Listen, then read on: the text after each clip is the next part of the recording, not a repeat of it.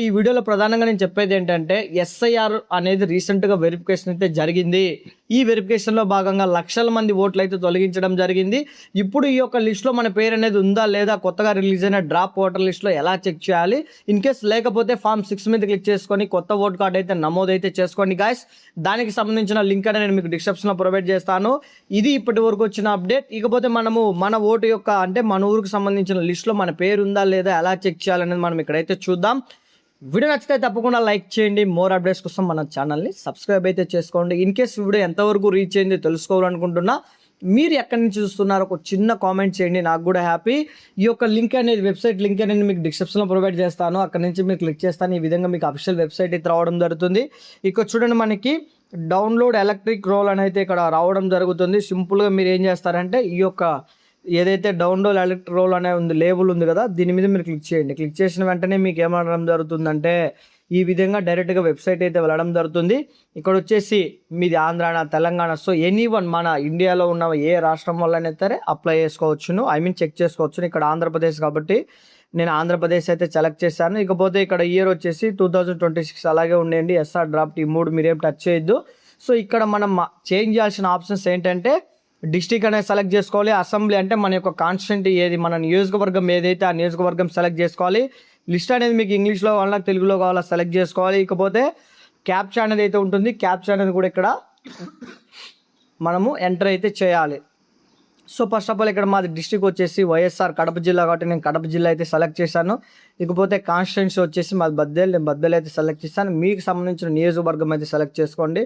So నాకు ఇంగ్లీష్లోనే కావాలి, సో నేను దాన్ని ఏం డిస్టర్బ్ చేయట్లేదు.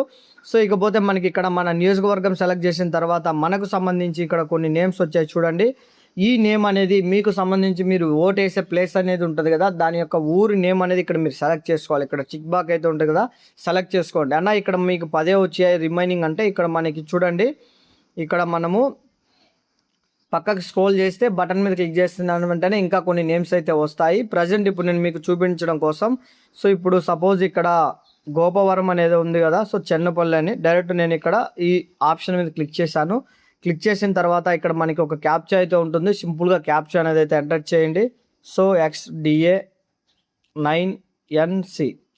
సో క్యాప్చా అనేది ఎంటర్ చేసిన తర్వాత ఇక్కడ డౌన్లోడ్ సెలెక్ట్ PDFs అని ఉంది కదా, సెలెక్ట్ చేసామండి మనం ఆల్రెడీ. డౌన్లోడ్ మీద క్లిక్ చేసిన వెంటనే ఇక్కడ చూడండి పేజ్ రీఫ్రెష్ అవ్వడం జరిగింది. రీఫ్రెష్ అయిన తర్వాత ఇక్కడ సక్సెస్ అనేది రావడం జరిగింది. పైన చూడండి డౌన్లోడ్ అనే దగ్గర ఓపెన్ అనేది అయితే ఉంటుంది. సింపుల్గా ఇప్పుడు మీరు ఏం చేస్తారంటే ఇక్కడ ఓపెన్ మీద క్లిక్ చేయండి.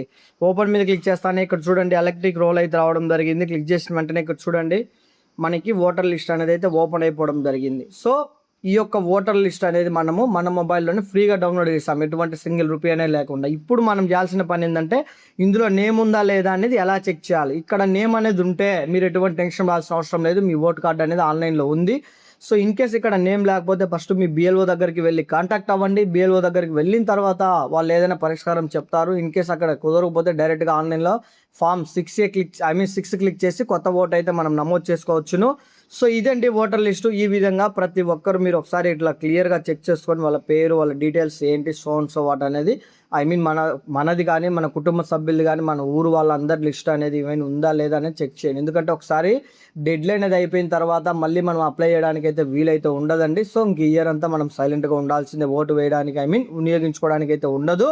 సో ఇది గాయస్ ఇవాళ అప్డేట్. వీడియో నచ్చితే తప్పకుండా లైక్ చేసేయండి. ఇంకా మీరు కామెంట్ చేయకపోతే వెంటనే కామెంట్ చేయండి ఎక్కడి నుంచి చూస్తున్నారో. ఈ వీడియో మీకు యూస్ఫుల్ అవుతుంది అనుకుంటే మీ ఫ్రెండ్స్ అండ్ ఫ్యామిలీ మెంబర్కి షేర్ చేసి ఒక చిన్న సబ్స్క్రైబ్ బటన్ క్లిక్ చేయండి గాయస్. జై హింద్. ఈ యొక్క లింక్ అనేది మీకు డిస్క్రిప్షన్లో పెడతాను.